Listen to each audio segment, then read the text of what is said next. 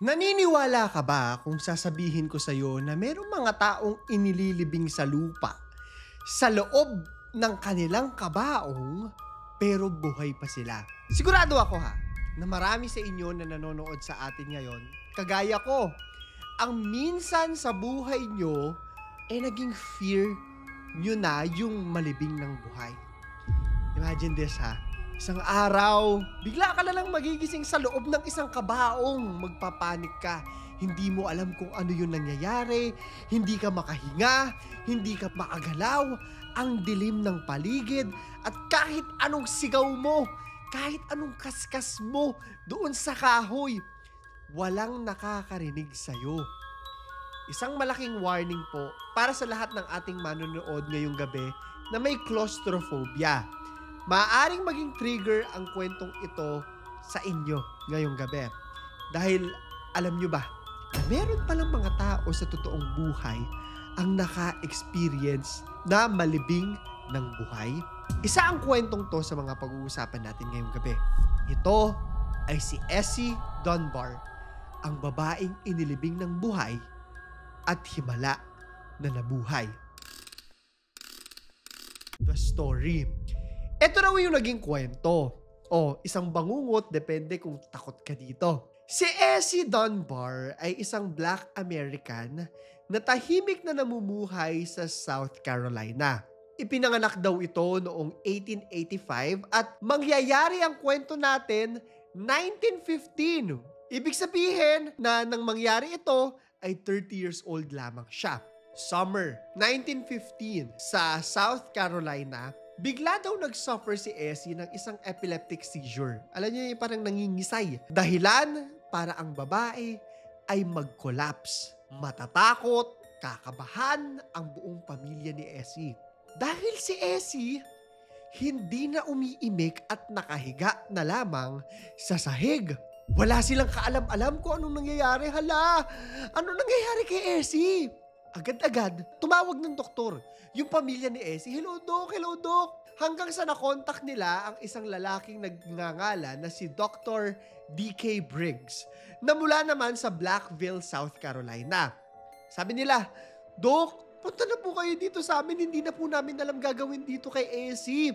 So nagmadali siya, sabi niya, sige, hintahin niyo ko. Pupunta na ako dyan. Ngayon din, nalungkot ang lahat dahil nang makarating ang doktor, mukhang huli na ang lahat. Si Essie, kinumpirma ng doktor na wala na raw buhay. Siniguradyo na pa ito. Chinek yung pulso, chinek kung humihinga pa. Lahat ng pwedeng sign na makakapagturo kung buhay pa ito. Pero sabi niya, wala na po si Essie. Nag-iiyakan ng buong pamilya. Sabi nila, sige, Doc, tanggap na po namin. Hanggang sa inayos na nila at plinano nila yung gaganaping lamay para kay Essie.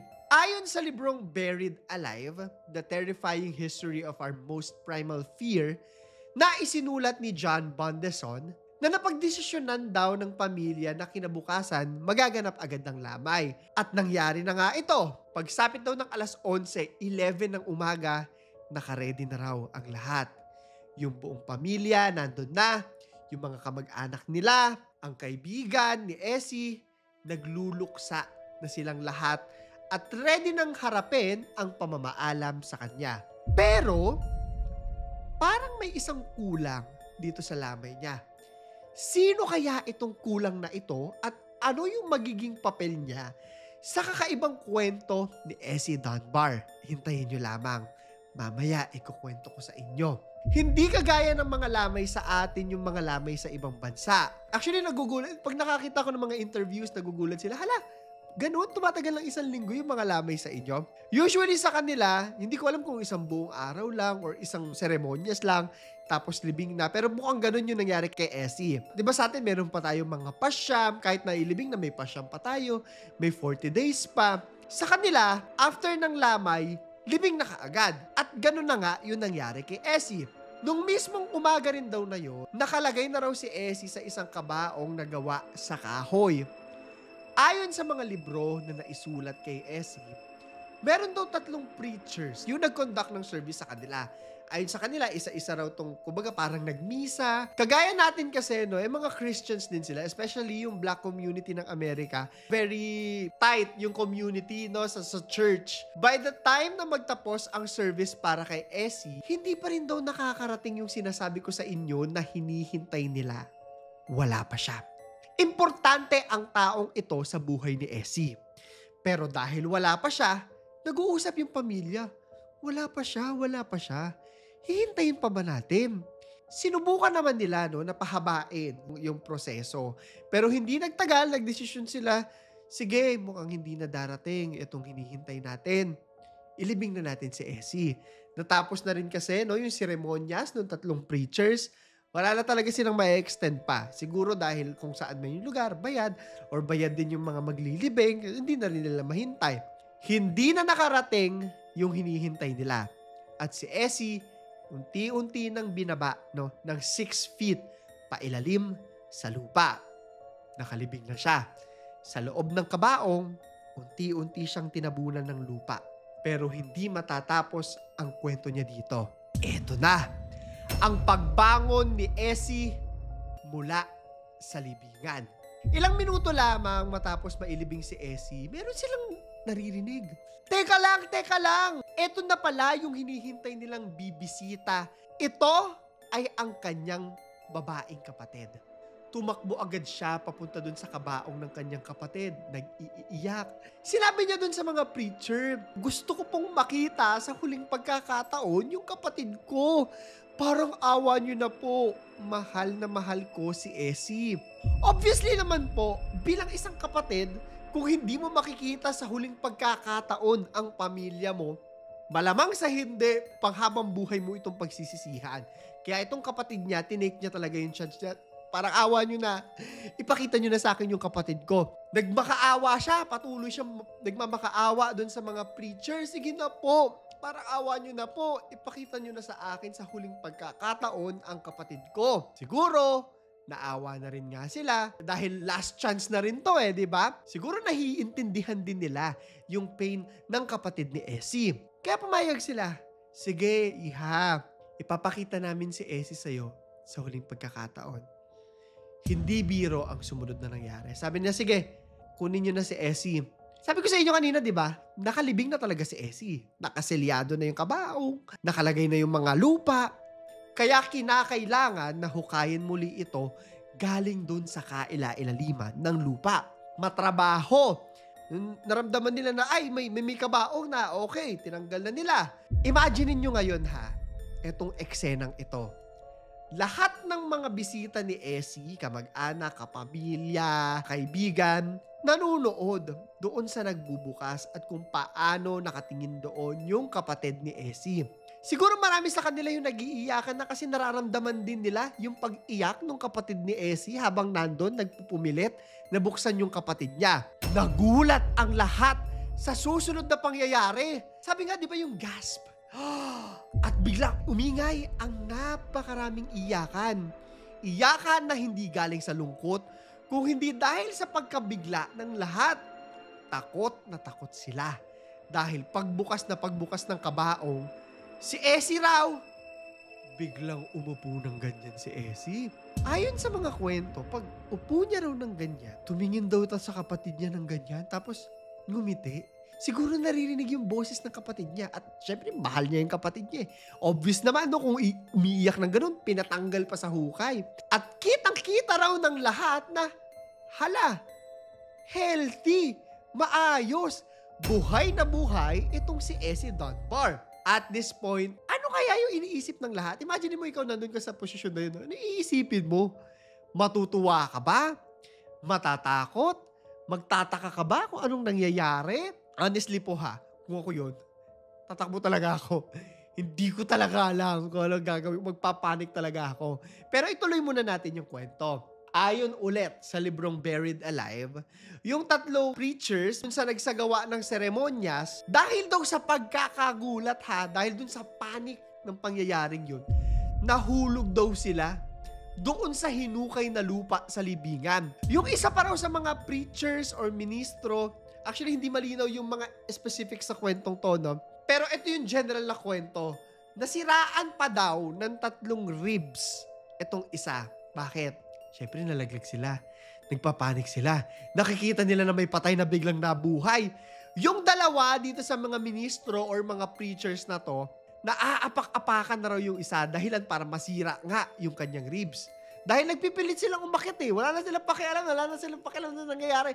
Gusto na nila makawala doon. Ganun pagtakot ka, di ba? Kumbaga fight or flight yung nararamdaman. At malalim pa to, 6 feet, talaga magpapanik sila. Ayon sa mga kwento ng kapamilya ni Essie, meron daw sa kanila na tumatakbo na ng papalayo. Kahit pamilya nila siya. Obvious na nga, matatakot ka, di ba? Yung ilan daw sa kanila, naniniwala na baka multo. Or hindi ko alam kung aware na sila sa salitang zombie noon. So baka yung iba iniisip zombie siya. Na gusto silang kagatin o kainin. And honestly, I think most of us naman ganun na magiging natural na reaksyon sa ganitong klase ng eksena. Pupuntahan natin si Essie ngayon. Habang nagpapanik ang lahat, ano naman yung nangyayari sa kanya? Ano yung reaksyon niya? Aware ba siya sa nangyayari? Ayon sa libro, sinusubukan na rin daw umalis ni Essie doon sa kabaong. Umaakyat na raw siya mula sa pagkakalibing niya. Ngayon yung pag-akyat niya, sabi ng mga pamilya, yung mga tao raw lalong natatakot lang. Iniisip nila na baka hinahabol o gusto nga silang saktan itong si Essie. Habang si Essie naman nagtataka, teka, tatakbo ba sila mula sa akin? O may tinatakbuhan ba? Hindi niya na alam eh. Di ba? Nagpapanik na silang lahat. Nagkaroon na raw ng parang stampede. Nagkaroon na raw ng panic. At nagkalabu-labu na ang lahat. Hindi ko na po alam ha at hindi ko makukwento sa inyo kung paano nagtapos tong kwentong to. Paano sila kumalma? Paano nila na-realize na, ay, hindi pala zombie itong si Essie? Wala na po akong makitang detalye ng kwentong ito. Pero, may susunod na parte pa ang buhay ni Essie. Mahaba pa. Marami pang mangyayari. Buhay pagkatapos ang pagkamatay. Sabi sa mga balita na si Essie ay nabuhay pa daw ng matagal. In fact, may mga articles katulad nito sa dyaryo na kinukwento yung mga nangyari na nabanggit ko kanina. Premature burial sends shiver down spines. Tandaan nyo yung salitang premature burial ha. Pag-uusapan natin ulit yan. Sabi sa mga kwento na umabot pa raw itong si Essie sa edad na 70 at namatay raw ito noong May 22, 1962 sa Barnwell County Hospital sa South Carolina. Mabuti na nga lang daw. Hindi naman sa mabuti, no? Pero, kumbaga, may relief sa mga tao na nung namatay siya, eto na yung huling paglibing niya. At siguradong patay na talaga siya. Ngayon, eto na. Mahirap paniwalaan. Totoo yan. Mahirap paniwalaan itong kwentong to. Miski ako, totoo ba to? Baka naman, ano lang to, mga conspiracy theory o mga urban legend. Sabi ko nga, malamang sa malamang, yan din mismo ang tanong nyo. Hindi ko rin masasabi sa inyo kung ano yung nangyari at nakabangon ulit siya. Scientific ba to? Meron kasing ganun, di ba? May mga sinasabing patay na pero hindi pa pala. May kakaiba bang puwersa? Kayo nang bahala kung ano sa tingin nyo yung nangyari dito, ha? Pero nung nangyari to, agad daw na kumala talaga yung kwento ni Essie Dunbar. Especially sa kanila doon sa South Carolina for a long time, parang naging legend or parang naging urban legend itong kwento ni Essie Dunbar. Siguro, iba-iba na rin yung naging kwento, diba? Ganun pag mga kwentuhan eh. Iba-iba yung kakalat talaga. However, unlike the typical urban legends na dinidiscuss natin na madalas ay iba-iba yung version, yung mga babae sa Balete Drive, Mary Cherry Chua, si Essie Dunbar, recorded talaga yung mga nangyari sa kanya. Makikita natin. Ito pwede natin pakita. Nasa dyaryo, may mga witnesses daw, yung pamilya niya, yung mga kaibigan niya, sabi totoong nangyari ito. Lalo na yung 3 preachers. In fact, isa sa mga nakita kong nagsulat ay kakilala noong doktor na kunento ko kanina. Bukod sa mga librong naisulat tungkol sa kanya, na magpapatunay ng pangyayaring ito, meron ding article sa dyaryo mismo, bukod doon sa kanina ha, meron pa kagaya nito na magkukwento na nangyari kay Essie Dunbar nung namatay siya. Ito, a newspaper article from 1955 recounting the story of Essie Dunbar's premature burial in 1915, kung saan kwento lahat na nabanggit ko sa inyo kanina. However, dito sa isang article, Unproven daw ito. Ito yung mga importanteng kailangan nating malaman, ha? Wala raw accounts na nag-e-exist yung funeral noong 1915. Wala yung mga resibo, larawan, wala silang kahit anong masabi. Kumbaga parang word of mouth lang din, yung mga witnesses. At ang chances ay hindi entirely accurate yung mga kwento tungkol kay Essie. Ganun talaga. Yun talaga yung nangyayari pag galing lang sa bibig. Iba talaga yung totoong nangyari sa naikukwento. Normal yan. Alam na natin yung mga games na ganyan, di ba? May sasabihin ka. Tapos iba na yung makakarating dun sa dulo. However, totoo man o hindi, ang kwento ni Essie Dunbar, meron mga tao talaga na nalilibing ng buhay. Totoong totoo. At ang magic words natin ngayon, no, nabanggit ko na kanina yung premature burial at yung buried alive. Magbibigay tayo ng mga example. People buried alive. May 1891, merong babaeng nagngangalan na si Octavia Smith. Inilibing siya dahil na-coma raw ito. Na-coma siya pagkatapos mamatay nung ipinanganak niyang anak na lalaki. Ngayon, nung mailibing si Octavia, siguro hindi pa nila alam kung ano yung coma. Hindi pa sapat yung teknolohiya na mag-e-explain ng mga bagay-bagay sa kanila. Na-realize daw ng mga tao na merong sakit na kumakalat sa kanila. Yung mga apektado daw, parang sa sobrang hina, parang patay na sila. Hindi na nagre-respond. Pero hindi pa pala. Marami sa mga nagkakasakit na to bumabangon matapos ang ilang araw. Binuksan daw nila yung kabaong ni Octavia para i-make sure na buhay pa to. At nung buksan nila, tama sila. Buhay si Octavia. Pero huli na ang lahat. Paano nila nalaman to? Nalaman nila na nagising ito habang nakalibing kasi kita raw sa loob ng kabaong yung mga gasgas ng mga kuko, suntok-suntok. At ito pa yung nakakatakot. Kasi kitang-kita raw sa mukha ni Octavia na nag-suffer to, na nagsisisigaw. Yung parang nakaganon siguro. Pangit na mukha ko, pasensya na. Na-imagine ko kasi parang nakakatakot makakita ng ganun. Pagbukas mo ng kabaong, di ba ganun yung makikita mo? Makikita mo na may panic sa mukha, may fear. Tapos ganun namatay. Scary. Meron ding isang lalaki na nagngangalan si Angelo Hayes.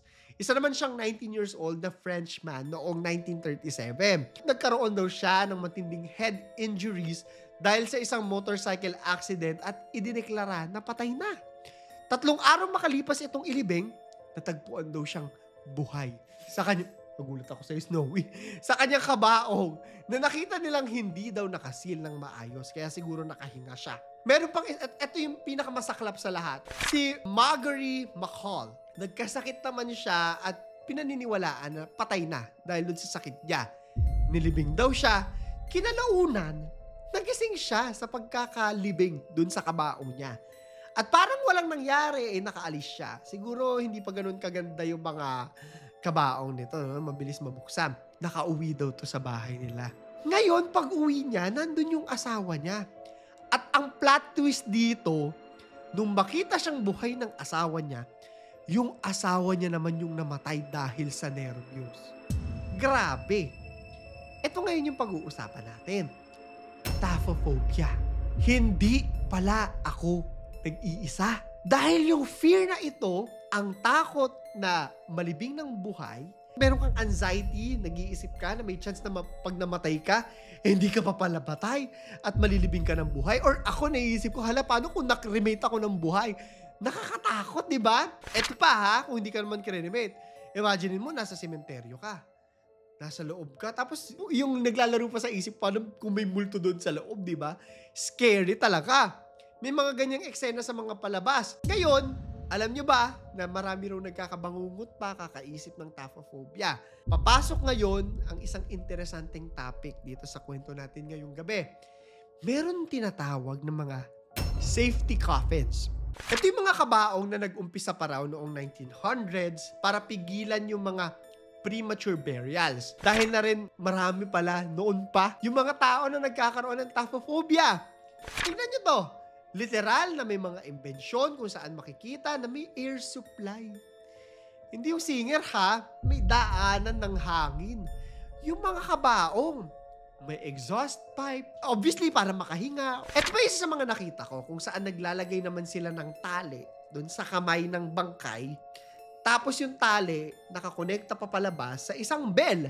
Para kung magising, tutunugin yung bell. Hindi pa ako patay. Ang nakakatakot dito, syempre dahil bell lang naman yun, what if mahanginan lahat yun? Tapos nandun ka, di ba? Hala, ano to? Zombie apocalypse ba to? Buhay ba sila lahat? Scary nun. Sa totoo lang, ako, share ko lang. Wala nagtatanong sa akin, pero pag namatay ako, gusto ko talaga direkta ako sa lupa. Ayoko ng kabaong, ayoko ng may metal, ayoko ng bato. Hindi lang dahil sa fear, ha? Isingit ko lang. Hindi dahil sa fear na...